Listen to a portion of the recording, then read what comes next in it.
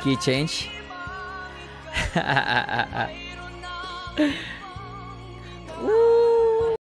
What's good, everybody? Is your boy David again, and I'm back with another video for today. If you guys are new to my channel, please do subscribe to my YouTube channel, like the video, and comment down below. So today, meron tayong bagong Vensor Dumasig reaction video. So marami kasi sa inyo nag-request sa akin na gawan ko to ng reaction, itong Kung Sakali, no? Kinanta niya to noong September 5 if I'm not mistaken. So after kung nag-react doon sa Babe na performance niya, ito yung kino-comment ng mga nakapanood doon. So gusto nyong i-react ko tong Kung Sakali, and marami ding nagme-message sa akin sa Facebook at saka Instagram na kung pwede bang mag-react ako dito sa Kung Sakali. So today I'm going to do it. So Facebook, follow nyo ako dun, David Lanyas, and on Instagram, realdavid_29. So let's jump right into the video. Let's go. So, magaling to si Vensor eh. Magaling talaga to, man.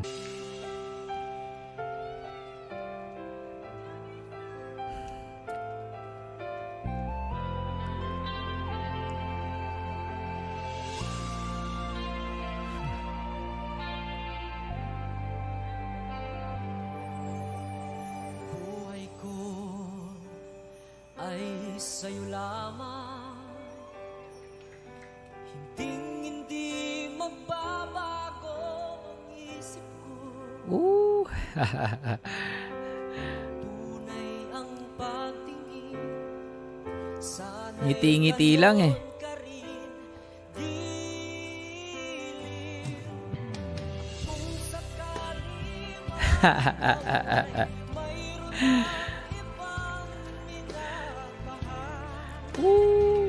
Ito yung mga singer na hindi na kailangan bumirit. Kasi tone quality pa lang, panalo na. Ang galing. Very iconic. Classic yung boses ni Vensor, man.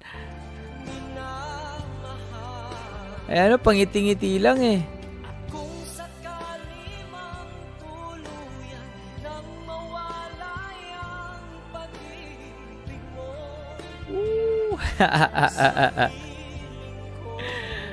Ayan, no?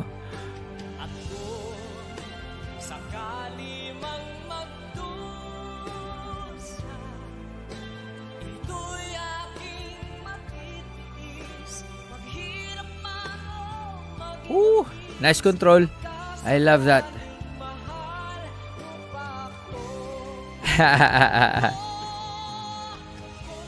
Key change.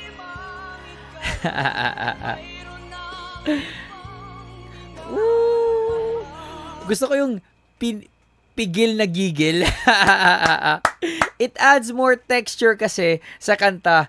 Kasi pag may mga ganong nuances sa boses, no, yung lalagyan mo siya ng konting dynamics, yung drama, kung paano mo siya i-deliver, paano mo siya ibigkas, it really will make a big difference, no? Yung impact ng feelings ng kanta.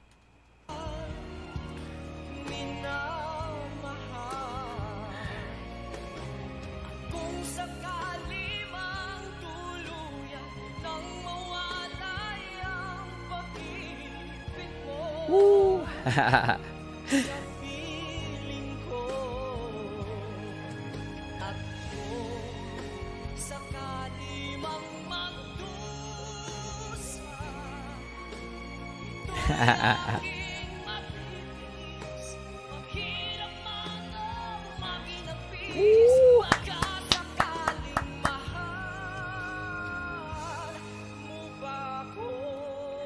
Nice! Grabe, panalo to. Woo!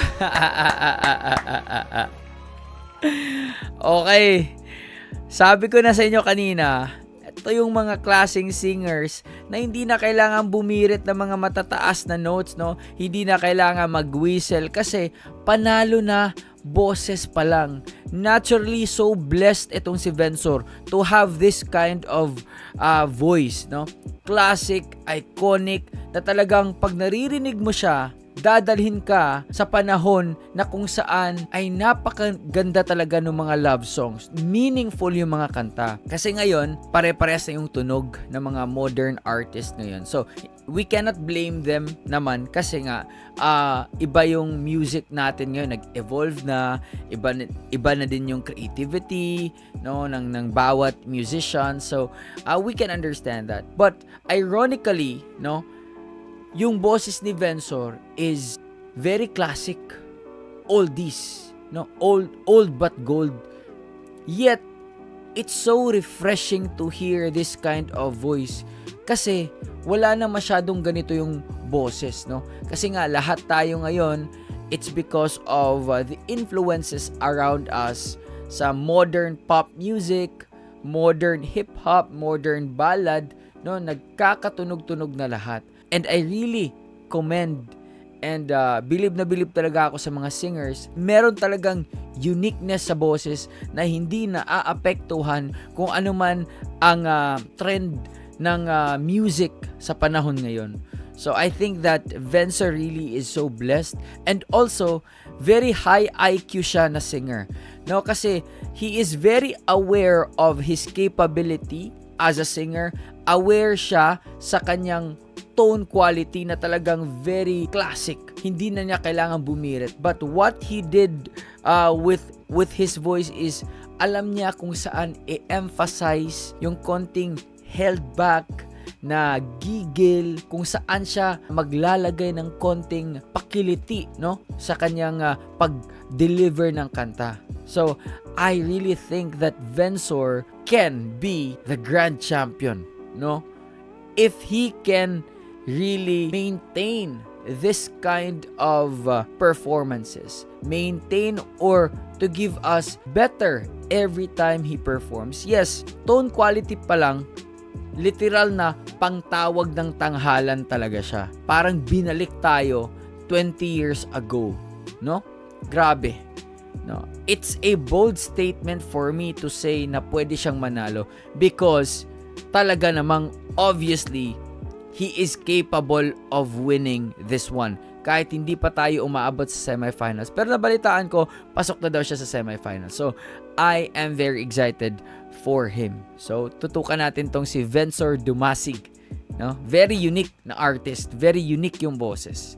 And halata na yung boses niya is natural. Hindi pilit. Talagang ganito yung boses niya. So yeah, I think that's it. Hope you guys enjoy that one. Peace out, everybody. Much love. Stay safe and God bless you all. Peace.